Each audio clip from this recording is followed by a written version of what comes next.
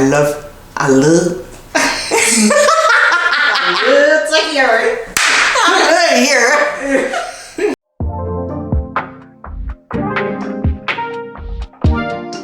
Hey y'all, welcome to Life with Kesh. If you're new here, my name is Keisha and welcome to my channel. Don't forget to subscribe, to turn on the notification bell, and to make sure that you engage with the content.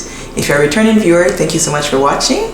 So for today's video, I want to get into some lessons that I learned in 2021 that I feel that everyone should know so that you can have a successful 2022. So the first thing I want to say is that God is a God of details. Everything that he does is detail oriented. He makes sure to do things in a way that they will last. If you think about anything that you've ever been able to achieve in your life, it took some time, right? It took some perseverance, it took some endurance, and it took a lot of patience. So if you see that things are not going the way that you expected them to go, don't be worried. Just know that God is working on the background, just fine-tuning some things to make sure that, whatever that you're trying to do is going to work out. So just be confident, be patient, trust in him, trust in his plans, trust in his timing, and just be aware that he knows exactly what he's doing. The second thing I want to mention is that we should all be careful to not overestimate our place in someone's life. What do I mean by that is that you notice that sometimes you really care about someone, whether it's a family member, whether it's a friend, whether it's a co-worker, whether it's someone that you know, and you feel as though the relationship is kind of one-sided. You feel as though you're putting more effort than the other person, or you feel as though you're doing things for the person that are not being appreciated. Just understand that you're viewing the relationship in one way, the person's viewing the relationship in another way, and that's fine. People are allowed to move on. Sometimes you meet someone and it doesn't necessarily mean that you're going to be in that person's life forever. So you should not be discouraged about it. You should just keep on moving and adjust. When people show you who they are, you should just believe them.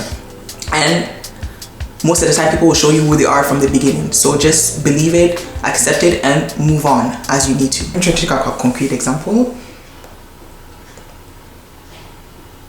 5 hours later. I remember in my case, I had a friend that I was very close with, and this was someone who had gone through a lot of things in their own personal life.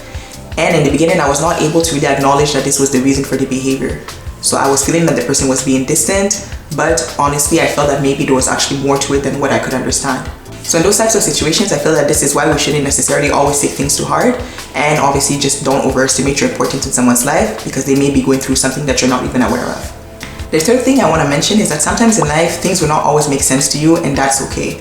We won't always necessarily understand why people are doing the things that they do, and that is really fine.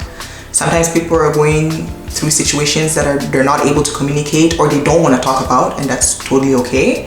In my case, I used to find it difficult because I'm such an oversharer. I always feel like the people that I love should know everything about my life, but not everyone is like that, and that's totally fine. So I believe that in life, we need to be able to adjust to other people.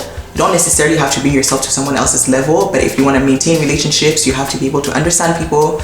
You need to be able to let go of certain things that maybe offend you or hurt you just for the sake of the relationship or for the friendship. Sometimes you're going to find yourself in a situation and you're going to be asking yourself, like, what is this person doing? Like, why are you acting like this? Why are you behaving in a way that doesn't make sense? But the truth of the matter is, what makes sense to you doesn't necessarily make sense to someone else, or what makes sense to me doesn't necessarily make sense to someone else. So we need to be able to be a little more understanding, a little more empathetic, a little more open, if I can put it that way.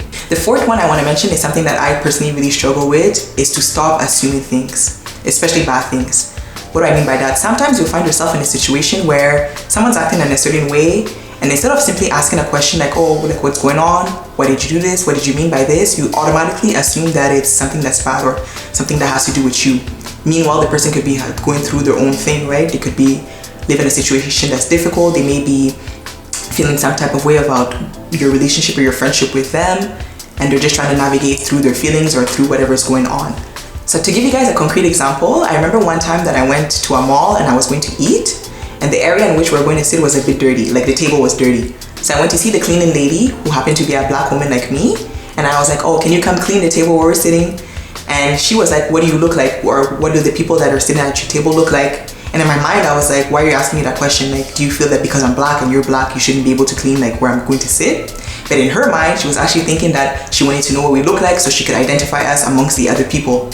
So that was a really good example of me just assuming the worst when the person did not have that intention at all. Just for us to keep in mind that we should just ask questions instead of assuming the worst, because a lot of people don't actually have bad intentions in mind. The last thing I want to mention is that people have a right to choose how they respond to your love. Some of you may have heard about this book called The 5 Love Languages. Basically what it's telling us that we all have different ways that we show love, and we all have different ways that we like to receive love. So one person may like physical touch while another person likes to receive gifts. So when you meet people, and especially people that you care about, you need to be able to observe them to understand what's their love language. Just because they're not responding the way that you would respond, it doesn't necessarily mean that they don't love you or that they don't care about what you're doing for them. In my case, I'm someone who likes words of affirmation. So when I love someone, whether it be family, friends, any person in my life, I love to express that I love the person and I like to hear it in return. But not everyone is like that. Not everyone grew up hearing I love you. Not everyone grew up being able to express it in words. Some people like to just spend time with you, and that's totally fine. So I think that as we grow as individuals, as we move on to different places in life, we need to be able to adjust to the different ways that people would like to show love.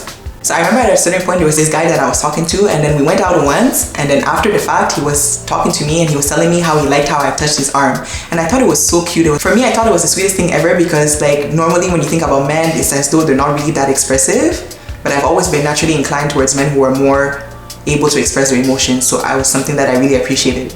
So basically, I guess you could say that I'm really attracted to people who speak my love language. So that's all for today, guys. I hope you really enjoyed this video. Let me know if there's anything else that you learned in 2021 that you feel everyone else should know so that they can have a great year. You can leave me a comment. You can connect with me on my other socials, on my Instagram, on my TikTok, lifewithkesh_, just so we can engage in this conversation. Until next time, bye!